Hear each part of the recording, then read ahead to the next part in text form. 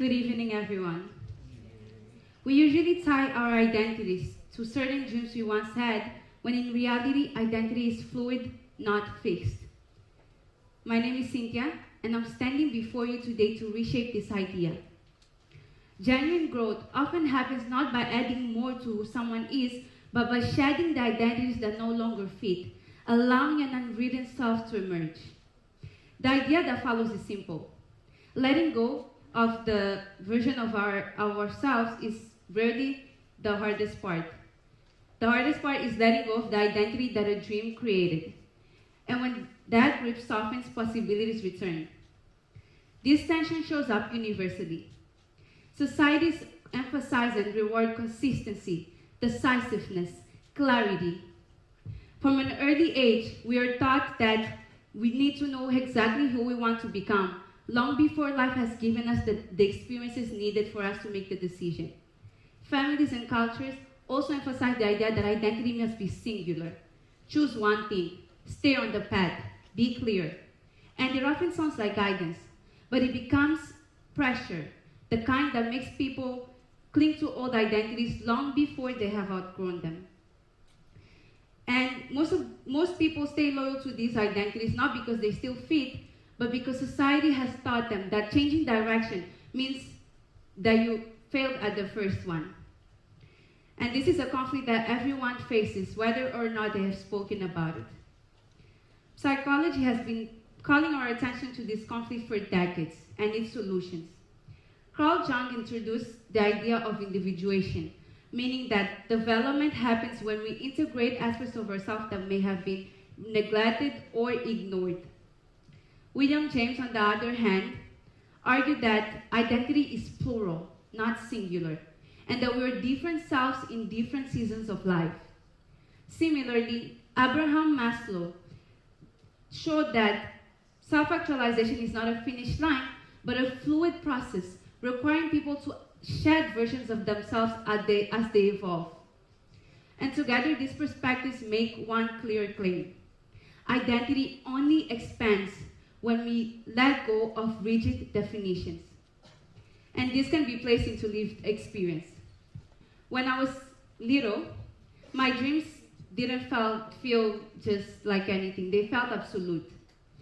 I didn't imagine a future. I knew exactly what I wanted to become, and I made a pact with myself. Not a small, silly, playful pact, but the kind that a child takes like a sacred contract. I would become a scientist.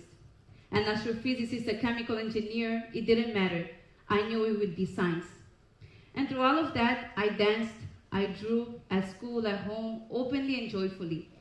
My artistic side was never hidden, but it was never something I believed that I could take seriously. What no one tells you when you're young, though, is that your mind will keep reminding you of the person that you planned on becoming long after that plan has outgrown. And while holding this belief, I was yet to learn something essential. That identity is not the path walked, but the person walking the path. Because one thing is for sure, the path is always susceptible to change. In fact, it will change, but the person walking through it, that remains.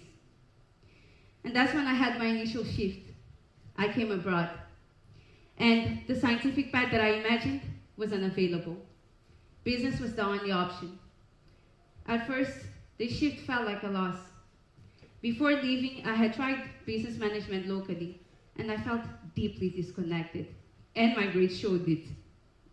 What I didn't expect, though, was that something would unfold, and that was that psychology opened my scientific curiosity in a new form. Dance remained part of my identity. Leadership became an opportunity instead of a burden. And public speaking, once intimidating, became a tool for self-expression. You see, here's the thing. Nothing that mattered disappeared. The parts of myself that I feared losing simply reorganized. Identity did not break, it adapted.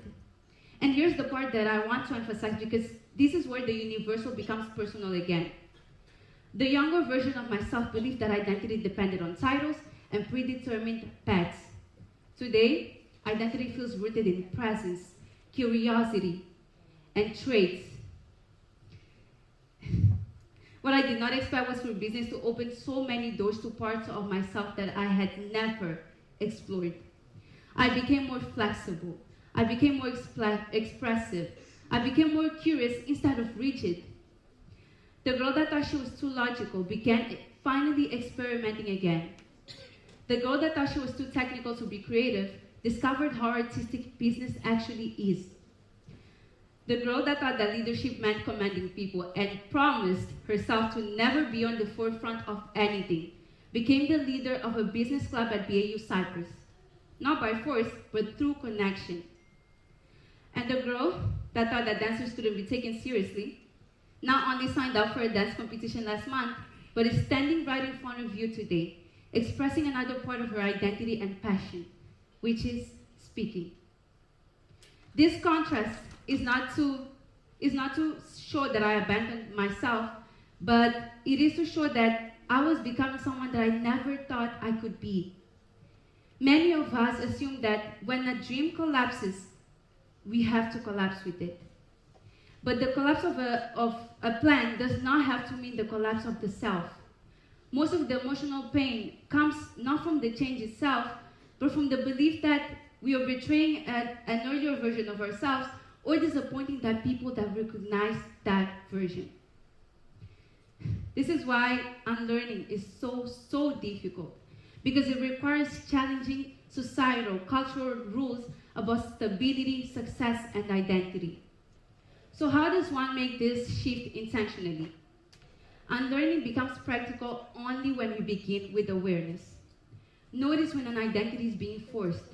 When your mind keeps reminding you of a past plan, recognize it as familiarity, not as the absolute truth. Then comes understanding. Examine the emotional attachment. Ask yourself, is this dream being held by desire, pressure, expectation, fear? Because understanding reveals whether that dream still serves the present self. After that comes destabilization. Allow yourself to feel destabilized.